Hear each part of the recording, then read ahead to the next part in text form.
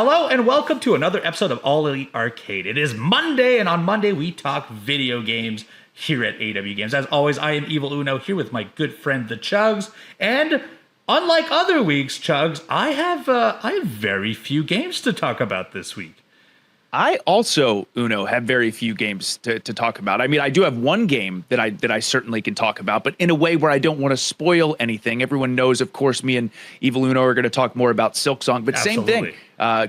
Compared to last week, I felt like I somehow managed to squeeze in so many other games in addition to Silksong. But it's been a great week, though, Uno. It's been a great week of Silksong. I don't know about you, but it's been a fun one.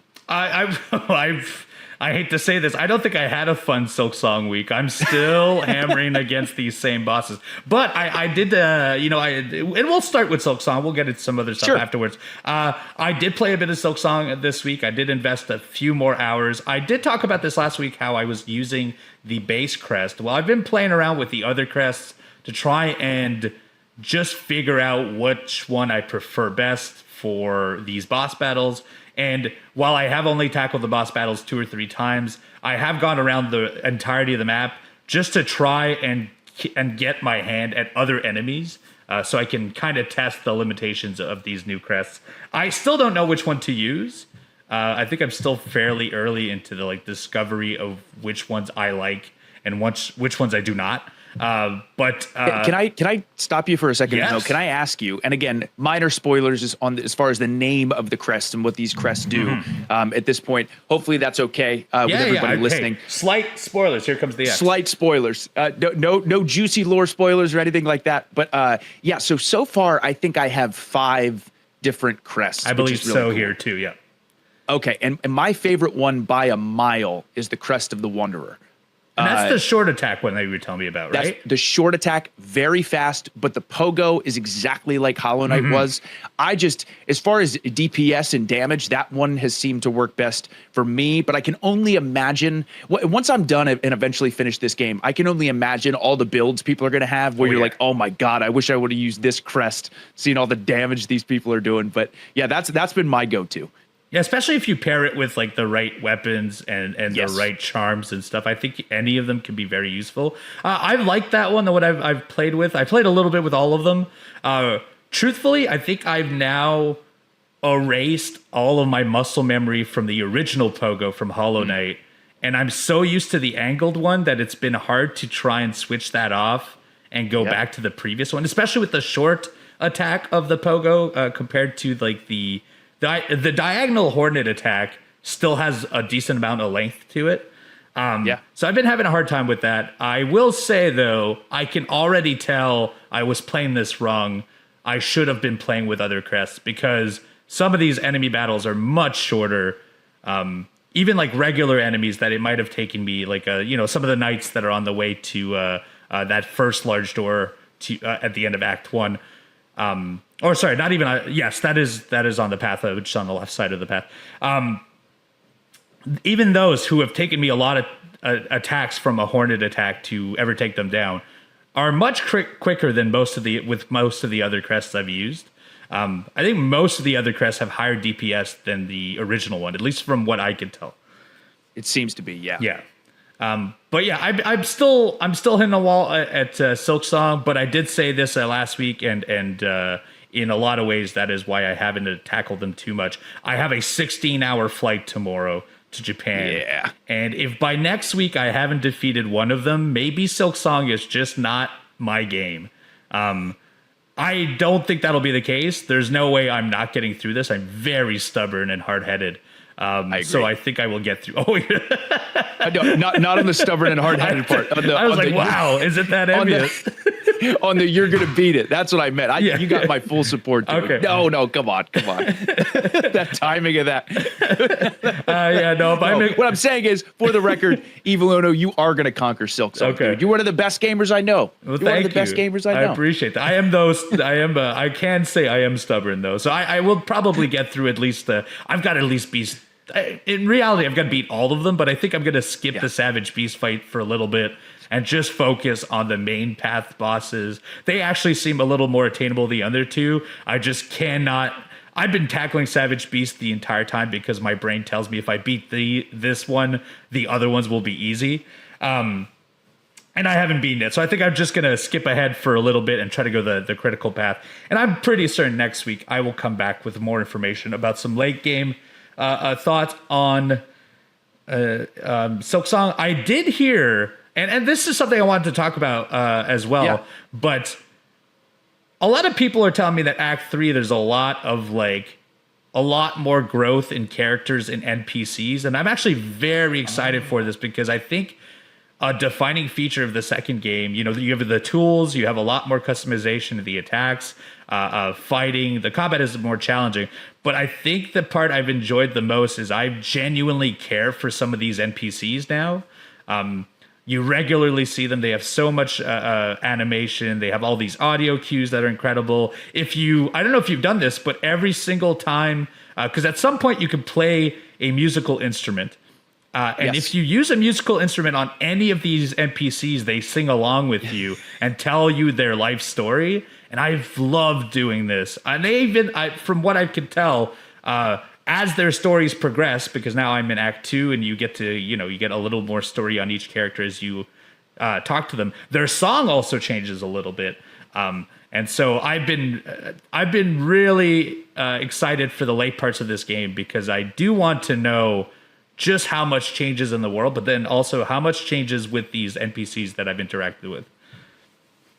Right. Yeah. The amount of NPCs that we've discovered in this game is unbelievable. Mm-hmm. I'm now at a point too where I'm also in Act 2, and like you said, going and playing some music for these NPCs and seeing how they react or how they sing has been fun. But as I've gone on and unlocked more abilities, again, I am one of these Metroidvania players where if I get a new ability, then I go back through the whole map and see what I missed and see if I can collect any items, have any new interactions or stuff like that. And again, in Silksong, they've rewarded that tenfold, whether it's new NPCs that you've met, new challenging areas, new mini bosses. You're constantly finding new stuff here. Mm-hmm. But I want to mention as well, without going into spoilers as far as the story itself, but Silksong does seem like a more, I don't want to say easy to follow, but a more digestible, upfront story. I felt like in Hollow Knight, an amazing story, but man, you had to dig. Mm-hmm. You really, really had to dig to figure out what exactly was going on. And in Silksong, between Hornet having dialogue and the game being more direct, that's been cool. However, you can tell also that they have a bunch of hidden story points in this as well, because there have been times where I found a room that literally had nothing. And I'm like, no, this can't be. There must be something in here. Then I start playing the musical instrument, and all of a sudden this dialogue pops up and some story stuff comes up. So they have so much stuff hidden within this game. I did want to mention too, Uno, going through and finding all these mini bosses. I did find a second time fighting the Savage Beastfly, who was a very, very tough boss. Yes. I did manage to beat him, but very, very tough boss. But as I've gone on, there are now moments that are happening in this game where some of the parkour sections are unbelievably challenging. Very hard. Unbelievably challenging. A lot of the parkour sections I was stuck on for hours until I finally beat it. And then at the end, for some of these sections, you are rewarded massively, whether that be an item or a new ability. So I really appreciate that. But yeah, I actually at this point, I am, as far as Act 2 goes, I am in the Citadel section of the game, which is really, really cool. But right now I've spent so much time, like I said, just backtracking and finding new items and different bosses and different enemies. For me now too, Uno, is I thought of you right away. Currently, I'm at a section where there are two, I believe, mini bosses or two optional bosses that I could fight, and both of them I am stuck on.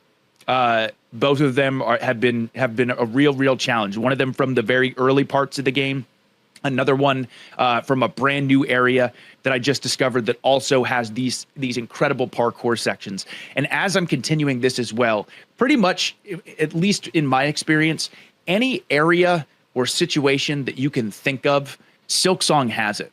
I've seen every type of environment, every type of handicap. There's so many different situations this game throws you in, and I love it so much. It has kept me on my toes the entire time, and absolutely the bosses are getting more and more challenging. So hopefully, just like you, next week I'll be able to say that I've progressed even further. But I've just put all my time and effort and energy into Silksong. It's been absolutely amazing. Yeah, I'm still very much in love with the game, even though I'm hitting a wall. I don't want it to end, and I know that also Act 3. People have told me it only gets more challenging and more heart wrenching. So I am very excited for the later ends of this game as well. And I'm finally now. Some of our friends are finishing the game, so I do know that it's attainable. Even like reviews have only started coming out in the last week as well. So I think like, okay, I'm par for the course on where everyone seems to be at this moment. There's only a few people that are a little further than we are right now. So I feel like next week we'll probably have a bunch to talk about, a lot more progress on the case of Silksong. I think so too. Uno, I just wanted to quickly mention, because I know we both have a few other games to discuss, but I did want to mention this if it was okay. Absolutely, go for it. A cool thing that's happening now is, as I'm playing Silksong, my brother saw how excited I was to play Silksong, and he saw the hype surrounding the game, and he has never played Hollow Knight, but he finally decided, hey, you've been talking about how great Hollow Knight is. The hype for Silksong is so crazy. I've never seen anything like it. I'm going to play Hollow Knight. So in between me playing Silksong, I'm getting to watch him play Hollow Knight for the first time. And just a couple of notes. Number one, it's been so fun to watch his brain start to understand what this game is, because the initial Forgotten Crossroads section of Hollow Knight, he wasn't totally sold yet. He liked it. He thought it felt very crispy, nice to move around. The battles were fun. But then he hit Green Path for the first time and unlocked his first ability, that being the dash, and just seeing the light bulb go off in his head of like, oh, now I can go back here and use this to reach this area has been so much fun. Also, watching him fight the Mantis Lords for the first time was amazing, because he fought them once, and I remember he died, and he went, how am I supposed to heal? Like this boss gives you no chance to heal. And I'm like, no, you'll figure it out. And he's really, really good. I think it was like second try he beat it. But watching him get in the zone of like dashing and dodging and moving from the Mantis Lords and seeing it click for him, and then when it's over, him being like, oh, that was such a cool boss fight, has been so much fun. It makes me want to go back and play Hollow Knight again. But it's so interesting how different those two games are movement-wise. Again, it still very much has that Hollow Knight feel, but Hollow Knight is definitely, I know you have to react fast, but Silksong is absolutely a faster game, I think. So it's been really cool to watch, though. I also feel like Mantis Lords is easily the first, that's the first real challenge of that game. Yes. And if he likes that, then he's definitely going to like the rest of the game, I would think. He loved it, because it does. It makes you feel, it reminds me too of like the first time you fight a boss like Genichiro in Sekiro. That boss seems so overwhelming at first. Yes. But then when it clicks and you understand, it feels so cool, and it is so much fun to do. So I feel like Hollow Knight with the Mantis Lords is the same type of thing. Once you understand it, God, it's such a fun boss fight. One of my favorites. And there is a boss in Silksong. I will not say what boss or even exactly what it is, but there was a boss that reminded me of that in Silksong. Oh, the dual enemies? Are you talking about that one? Yes. That is one of my fights that I'm currently locked out at. Oh, okay. What a great fight! It's incredible. I just I get to that second phase, and I'm like, oh no. Yeah. I know I could beat it though. That seems like the easiest of the ones that I'm currently trapped on. Thankfully. Right. I don't mind. I don't know if you mind, but I only have one other game I would like to talk about. Oh, or actually two. I did play a little more Strange Antiquities. I have nothing else to really add to it, but I'm getting to a point where at least the research involved with figuring out what antiquity I have to give to a customer is starting to get a little more difficult. It's getting more challenging, but I am enjoying it still. But I did want to talk about a game I did briefly talk about very early in our podcast, and that was Rise of the Golden Idol. That's a both mobile and console video game where essentially it's a point-and-click game, but instead of maneuvering around where you use items, interact with things, you maneuver around a stationary scene and investigate every part, be it the characters, be it the scenery, being the objects in the characters' pockets. And then based on that scene, you don't get items, you get words, and you fill up essentially a text prompt to determine who killed who, in what way, and what information did you essentially get from this situation. It's a game that I really like. If you liked Obra Dinn, it's a lot like that, but in point and click setting. This is actually the sequel to Curse of the Golden Idol, which was the first one. All this to say, they just shadow dropped this week a brand new DLC, and unbeknownst to me, this is actually the 4th DLC for this game that's only been out a year ago.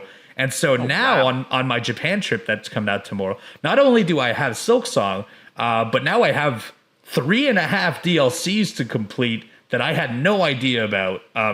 They present you with like 3 to 4 new scenarios per DLC. So usually it takes about 2 hours for about 3-4 scenarios, unless you're like incredibly good and you could derive, if you could figure out the mysteries very quickly, then sure, you could probably beat this in 90 minutes. But I've been playing about 2 to 3 hours on this last DLC. I'm about to finish it, and then I'm going to go back and play some of the other ones. But they're like little detective tales, different murders, different scenarios. I've been having a total blast. And you can play this on just about everything. So if this is something that seems interesting to you, Rise of the Golden Idols has 4 DLCs. It's available on Switch too. It came out this very week. A complete surprise drop for me, alongside Hades 2. That's a surprise drop for this week that I'll be playing a bunch of. And Hootman. And not to mention Silent Hill is out, which I can't wait to get my hands on that.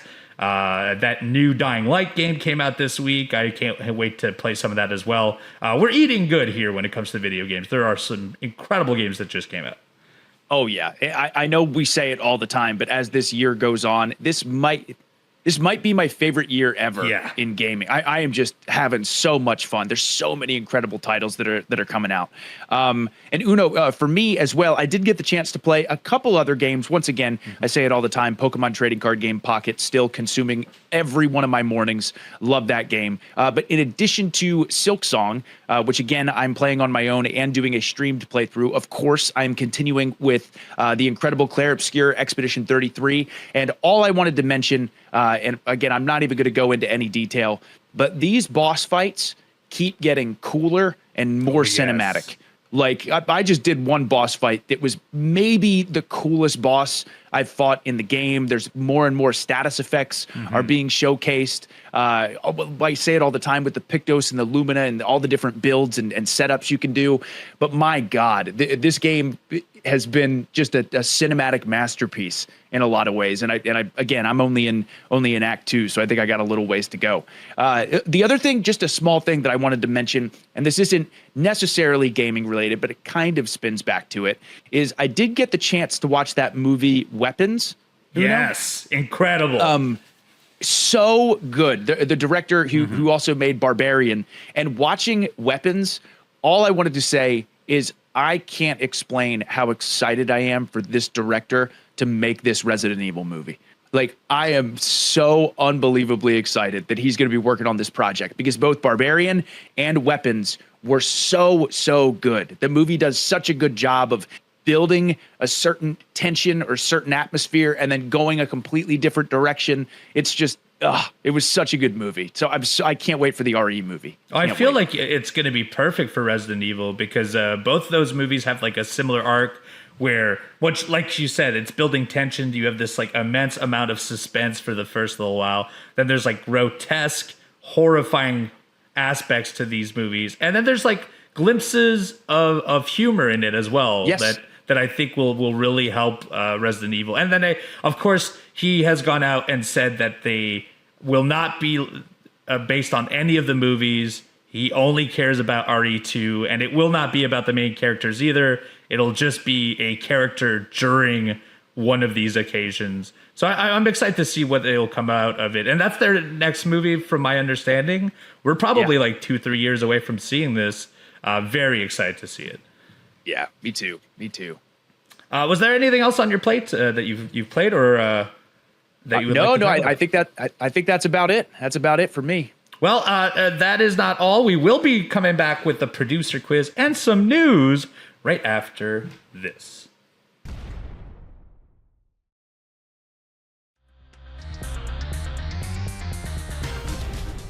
Welcome back. It's time to talk about the news. But before we talk about the news, we've been introducing this brand new segment for the last few weeks. And that is called the producer quiz. That is our producer. I mean, it's pretty straightforward. It's in the name, but our producer quizzes us, gives us some trivia to figure out who amongst us knows video games better. We have 3 questions today. You can play along with us. We will give you the answers at the very end of this episode. Chugs, are you ready? And I am ready. And Uno, I wanted to say, we did real good last week. We did really, really good last week. So let's hope we can keep the train rolling and do really good this week too. But I'm ready to go. I was going to say, truthfully, I think we're pretty knowledgeable. We've been doing great those last 2. But I see the questions in front of me. This might be a harder week, but let's see. I think so. All right. Starting with question number 1 is, which video game has the most official ports? Answer number 1, Pac-Man. Answer number 2, Tetris.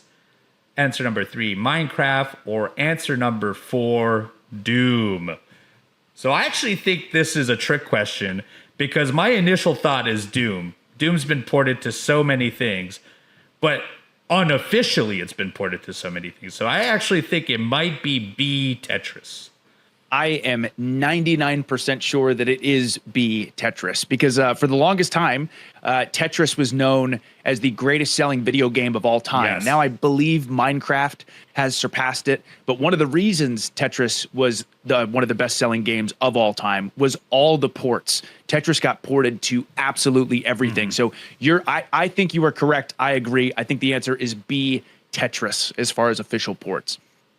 All right, so we both answered B on that first one. Keep track out there if you're listening of what you did. We will give you the answers at the end of the episode. Question number 2. What was the first console that you could download games to?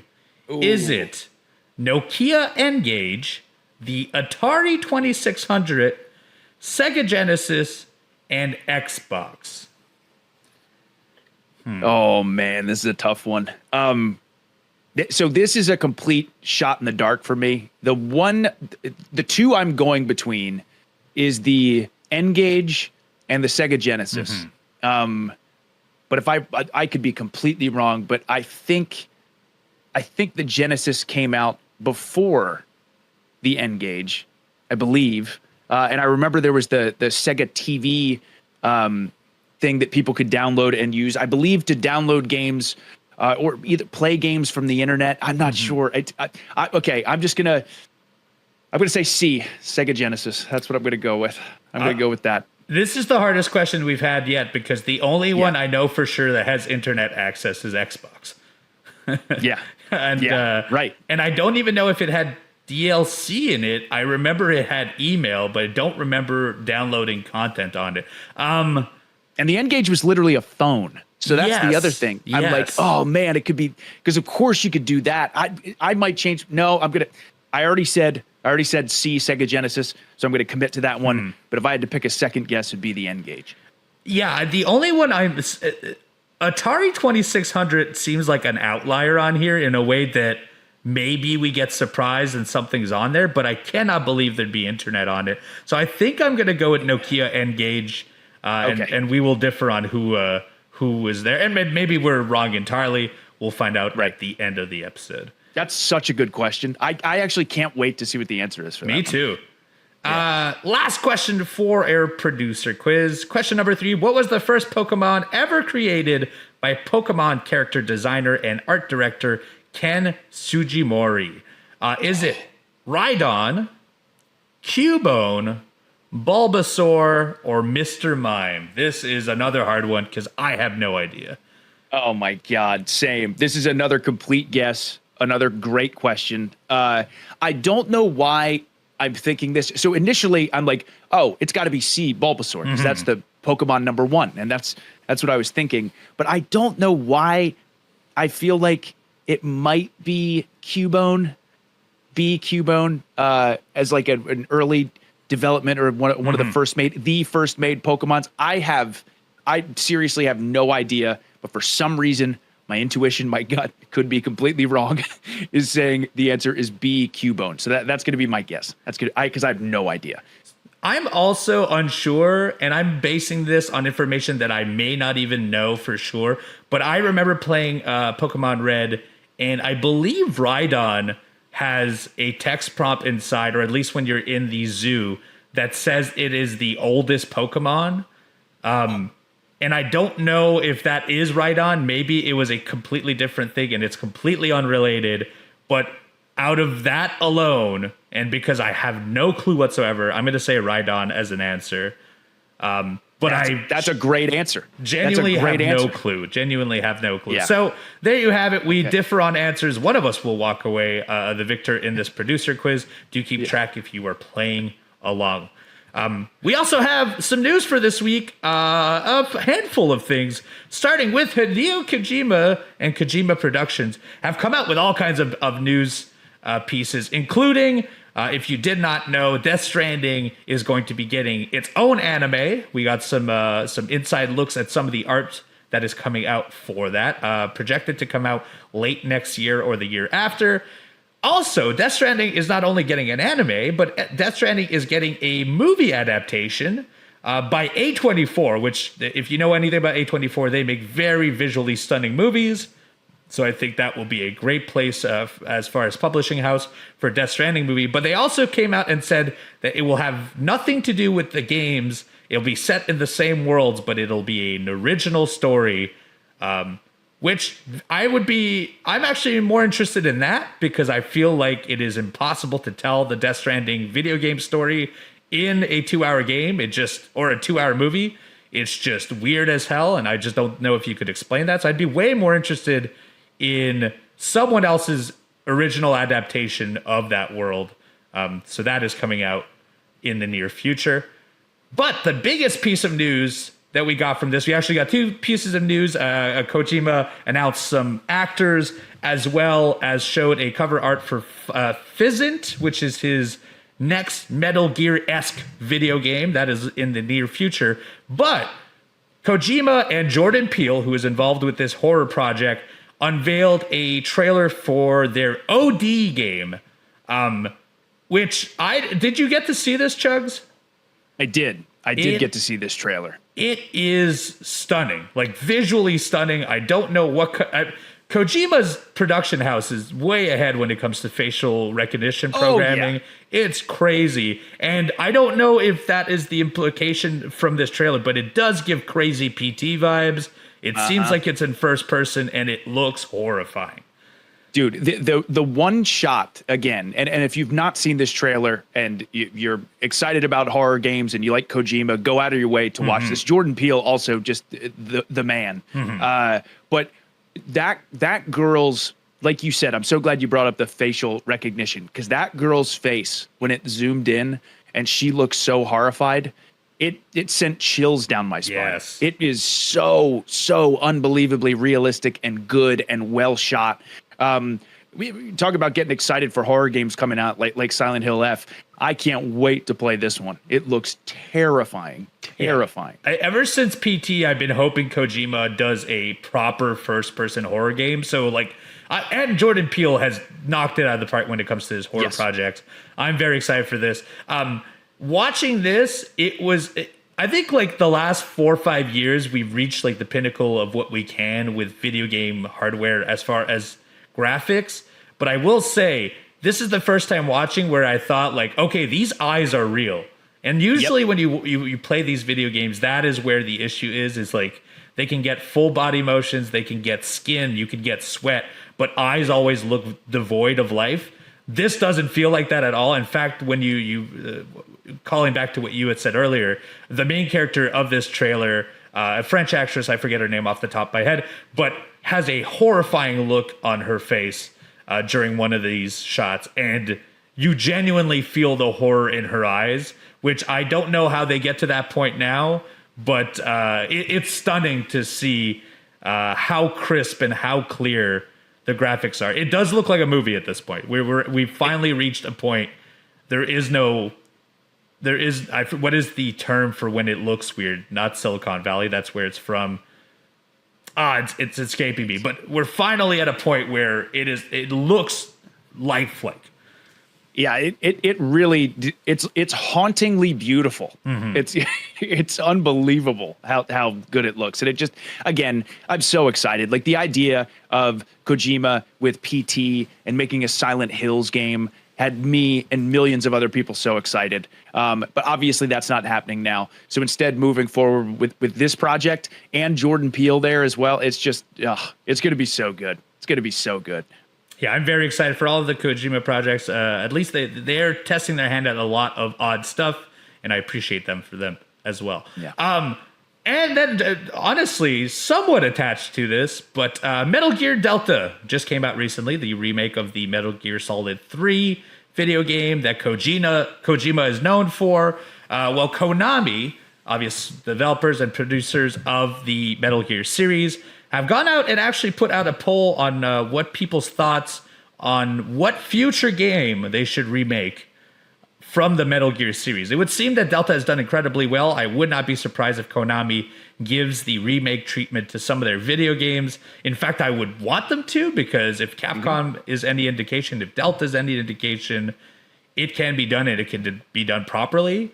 But right now, from their poll, by far, everyone wants to see the original Metal Gear Solid get the remake treatment. And if I were to vote for one, that is exactly the same one I would want as well. Absolutely. I completely agree with the poll in that sense. And not just because I think it'd be great if the entire Metal Gear series kind of got remade, but like to have that one as far as the next step within the story would be so cool. And then selfishly, my trifecta of PlayStation 1 games is FF7, Resident Evil 2, Metal Gear Solid 1. So between the FF7 remake project, between RE2 remake being my favorite Resident Evil game ever, if we got a remake of the first Metal Gear Solid, it's just wild to think that those three games in our lifetime are being remade and remade so well. And like you said, if Delta is any indication, they would just knock this one out of the park. So I got my fingers and toes crossed. We're getting a remake of the original Metal Gear Solid. That'd be awesome. Yeah, awesome. I really hope that's the case. And plus, that's the one I think that needs it the most. It's the one that looks the eldest of all of them. I think it would be incredible to play that game in a modern engine and also see some of the cutscenes, it fully realized. I would love to see Raven fully realized and not in PS1 graphics as well. So I'm very, very excited for that. Yeah. And then this final news piece I wanted to talk about is Palworld. We talked a few weeks ago about Nintendo and Palworld's lawsuit. Nintendo is suing Palworld, believing that they have encroached on their property. And then on top of that, we also talked about Nintendo last week getting the patent for summoning beings and playing as them, which we thought was actually a bad idea. This would essentially stunt innovation in video games. Well, in a weird twist of things now, Palworld just announced a farming spin-off video game only 11 days after Nintendo did the exact same thing with Pokemon when they announced Pokepedia. So really weird situation where Pokemon just dropped a side game with Pokemon in a farming situation, and Palworld simultaneously was working on the same thing, and now they have done this. I don't think there's ever going to be a world where Pokemon and Palworld don't get compared one to the other at this point. Right, exactly. And again, very, very good chance. Actually, 99% sure, of course, that the Palworld team was probably working on this prior, but it's so wild, the timing. Just 11 days afterwards, they announced that they're working on this game. So, yeah, very, very interesting. And you're right. I don't know if that'll ever happen. Yeah, and I don't know if this will play into the lawsuits because obviously this is a different subject. A farming spinoff is not what Pokemon owns. And so we'll see. We'll see. I feel like this is I feel like Palworld and Pokemon we're going to be talking about for the next 3 years at least. Of just simultaneously one looking like the same game, coming out with same products, and also simultaneously being in the court of law. I think there's no way we don't talk about these guys. But I thought I should definitely point it out because I thought this was hilarious considering all of the turmoil that's happening between both companies. Exactly. Yeah. And that is it for our news for this week. But that is not all for this episode, because our favorite segment of the show, brought to you by our friends at Upper Deck, comes to you right after this.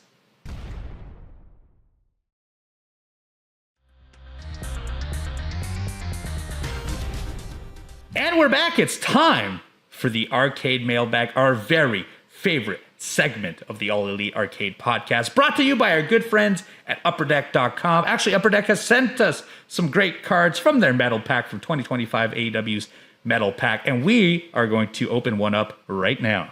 Yes, we are, right here, right now. Here we go. Starting Dante Martin. You can see the metallic sheen over top. Hologram, which I think might be his first card. I think so. Ooh. Whoa. The main man, Orange Cassidy. I've never seen those. We've got MVP with a card that says Smooth on it. Yeah. Thunder Rosa. Vincent and from The Righteous. Nice. And yeah, good pack. Good pack of cards. We even got a few special ones in there. You can get the metal cards and so much more from Upper Deck, including the new AEW memorabilia launch from Upper Deck. Authenticated features a lineup of standout autographed pieces like Adam Copeland's Rated R Superstar print, a Kenny Omega Flying High Gold, and Chris Jericho's Fizzy Lionheart in London. I think that was supposed to say Fozzy, I'll be honest. For the first time, collect Hangman Page's signed Cowboy Snapback, the Young Bucks, inscribed Reebok pumps with Superkick and party inscriptions, and MJF's plaid cashmere scarf. Each pieces bring personality, style, and touch of wrestling history to your collection. Visit upperdeckstore.com or click the link in the show notes to grab yours today. As always, thank you, Upper Deck, for sponsoring this segment. We have 3 questions today, Chugs. Who do we got? Yes, we do. First off, we have a question from Heath. Heath, thank you very much for the question. Heath says, hey, fellas, I love the podcast. I absolutely love the positivity. Thank you. I feel like we need more of that in the world today. I agree. I agree. So my question is, what are your top 3 cozy games? Mine are Animal Crossing New Horizons, Forza Horizon 5, and Return to Monkey Island. Keep up the great job. Heath, that is such a good question. Uno, do you have a top 3 cozy games? I do, and actually, I do enjoy quite a handful of the ones that were mentioned already by Heath, including one that I'm going to steal. I think Animal Crossing New Horizons is one of the coziest video games to ever be created. If I go back and think to my pandemic times, it's all I would ever wanted to do. It brought a lot of positivity and light in my life at the time, and so that would definitely make my top 3. I think my other 2, as far as top cozy games ever played, would be Stardew Valley. I think Stardew Valley, much like Animal Crossing, is an incredibly positive and cozy game. And I think, to me, my favorite cozy game maybe ever created is called A Short Hike. That is an indie game about a very small island that you hike to the very top of a mountain. Every interaction with it's super cozy. The characters, the animation, just everything about it is what I think of as a cozy game. Plus, it is fairly short, 4 to 5 hours, the perfect length. One of my personal favorite indie games to be ever created. Oh, yeah. Those are good ones. As far as my top 3, I have one that's probably going to seem pretty out there. But I'm going to say number 1, I bring it up every week, Pokemon trading card game Pocket. I every morning play that game as I'm having a cup of coffee and just like first waking up. Absolutely love that game. Number 2, I try to play this at least once a year, and that is Super Mario World. Absolutely adore that game. Still to this day, my favorite 2D Mario of all time, and still so much fun to play. The one that's probably pretty out there is, as far as my 3rd and my personal favorite cozy game, is Halo 5 Guardians. Which is wild to say because it's a first-person shooter and it's a Halo game. Halo is anything but relaxing for most people. But the reason being is, again, I've loved video games my whole life. But when Halo 5 Guardians came out, that's when I became obsessed. And that's when video games became my number 1 passion. So I put more time into that game than any other game ever. And every single time I play Halo 5, it transports me back to that first time when I bought my very first Xbox One, and I was staying up real late and playing this game and just loving everything that video games can bring. So kind of an out there answer, but Halo 5 Guardians really does really does put me in a cozy state of mind, even though I'm just fighting for my life. But that's my third and final cozy game. Heath, really good question. Oh, sorry. Oh, no worries. I was going to say, great question, Heath. And also, if you are listening to this right now and you believe you have the perfect 3 cozy games, go to our YouTube comment section, youtube.com/AEW games. Let us know what your top 3 cozy games are. I would love to see what else people come up with. Yes, me as well. Next up, we have a question from Hawk X. Hey guys, I've been watching you every week for the past 75 plus since you started. Man. Thank you very much, Hawk. Being in my 40s, I do not have a lot of gaming friends anymore. Since you both enjoy Metroidvanias a lot, what do you feel about 3D Metroidvanias? Games like the first Arkham, the Tomb Raider reboot, God of War 2018, Darksiders 1 and 2, etc. I've had a debate with one friend who thinks Metroidvanias need to be 2D to be accepted in the genre. What are your thoughts on this? Hawk, that is such a good question, because you're right. Oftentimes 3D games don't get thrown into that Metroidvania category unless they are 2D. But God, thinking of games that I enjoy, first of all those games that you listed is a perfect example. And then I find too, with some 3D games, it almost seems like they have Metroidvania aspects. And like you said, they're not full-blown Metroidvanias. For example, Dark Souls very much has some Metroidvania aspects to it, and that's one of my favorite series ever, but you wouldn't categorize that as a Metroidvania. So that is a very, very interesting question. But I do love the idea of 3D games having Metroidvania aspects, because I love backtracking. I love unlocking new abilities. I love getting a key that I can use in a previous level. I think that's so cool. But yeah, you're right. Generally speaking, 3D games aren't really considered true Metroidvanias, but I love 3D games that have Metroidvania aspects in it. You know, until this very question, I never questioned what a Metroidvania was, because, you know, I all the Metroidvanias that I can think of are all 2D with the exception of Metroid Prime. But that is a Metroid game, and so in my mind, it made sense to connect them. Metroid Prime is a first-person shooter, 3D, but it's definitely has a map like a Metroidvania game, has structural parts much like a Metroidvania game. There's a lot of backtracking with new skill sets, unlocking doors that you can only unlock further on, or, you know, going through different paths that you can only unlock with certain skills. And I had never considered at least some of these. The first Arkham game, you get different skills, and that is how you traverse on things. You go back through the map. God of War 2018, 100%, you get so many different skills, and that is how you traverse the map. And you do a lot of backtracking on that to, face different bosses, go through different areas. There are things that are only unlockable very late into the game. Never once in these action games did I consider them Metroidvanias, and now I'm starting to think that maybe there needs to be a broader term for these things and not just Metroidvania, because it's hard to designate any of these Metroidvanias when they're 3D. It almost feels like a larger project. I think they've been called action games or action adventures mostly. Action RPGs. Action RPGs, exactly. But we're at a point. God of War, especially, to me, now that it's been listed, does feel like a Metroidvania in its structure. Right.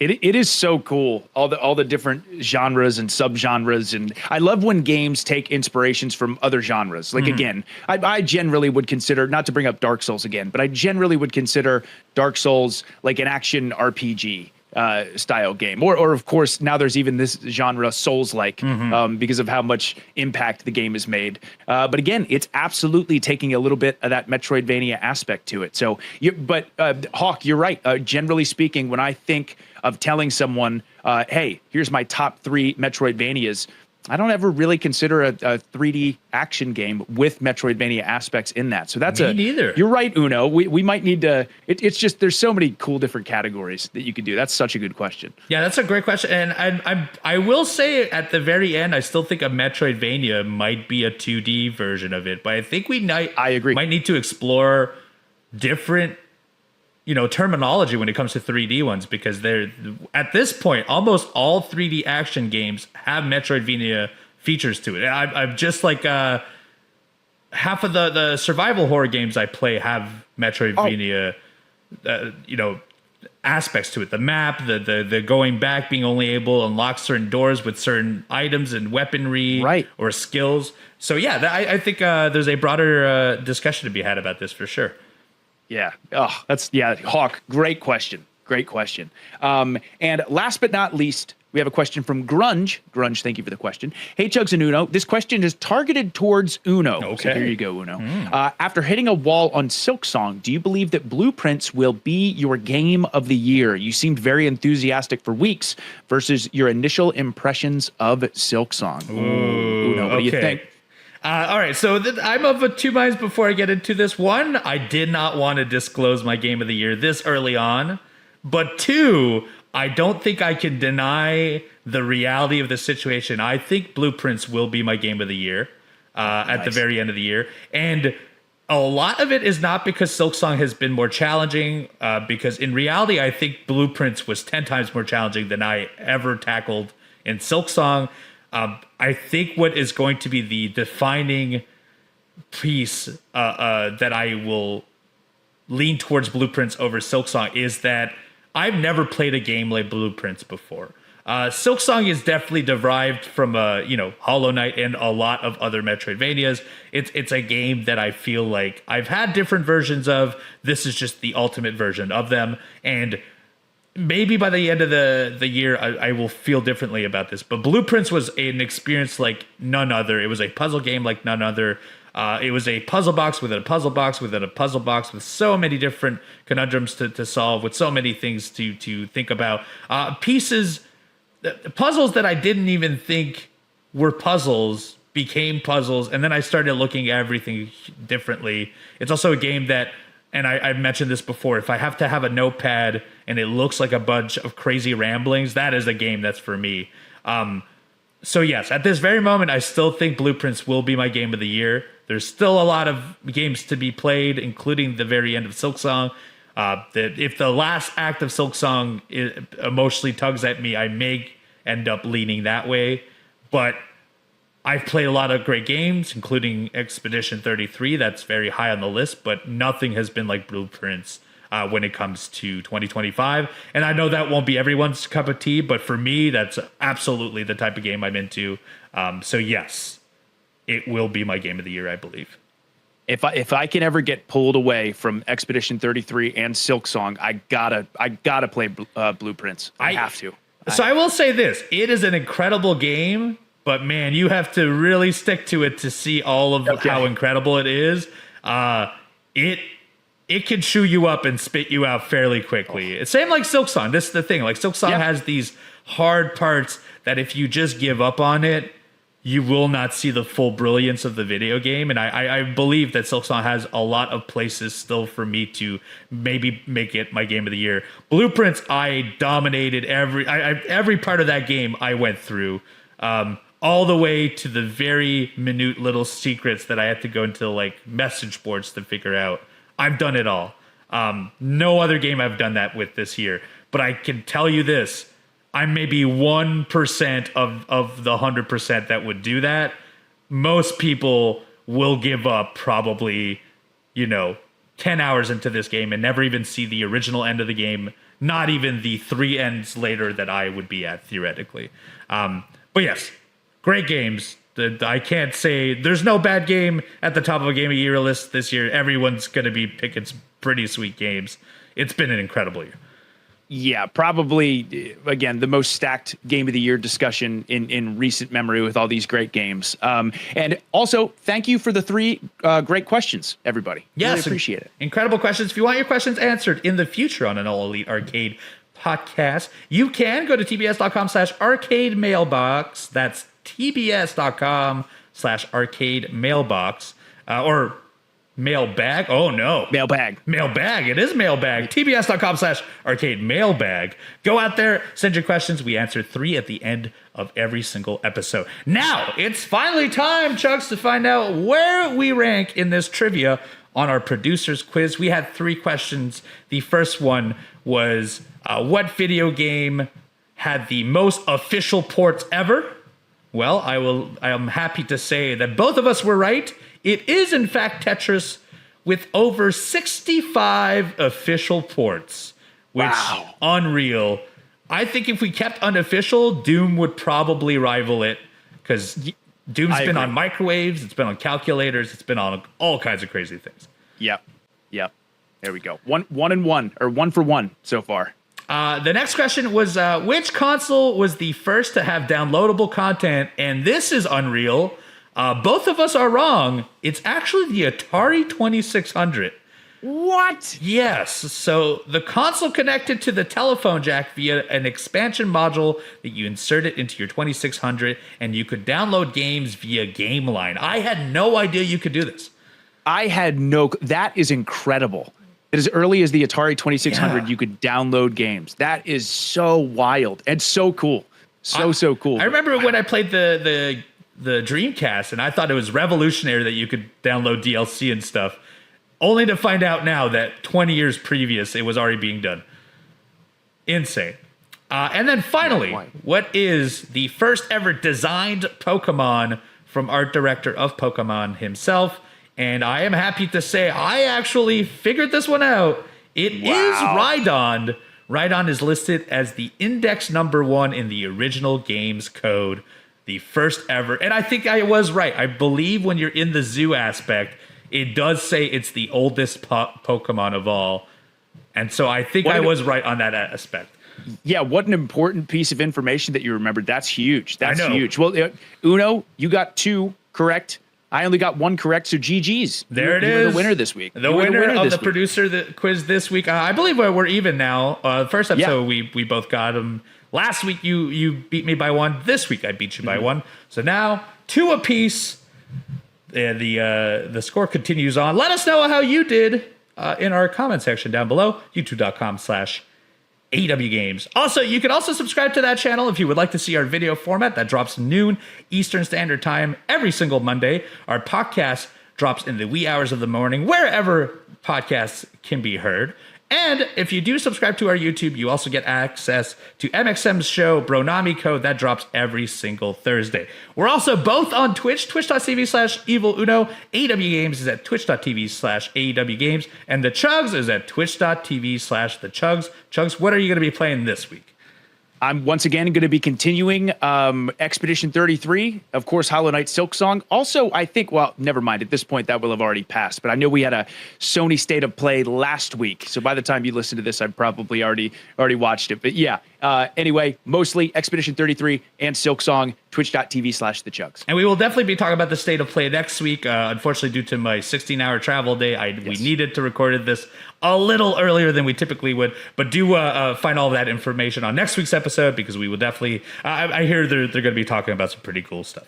So yeah, me too. Stay tuned very soon. That is it for today's episode. I hope you all appreciate it. Thank you so much for coming and listening in. We couldn't do this without you. We will be back every single Monday for more video game discussions. For Evil Uno and Chugs, I'd like to say thank you and bye-bye.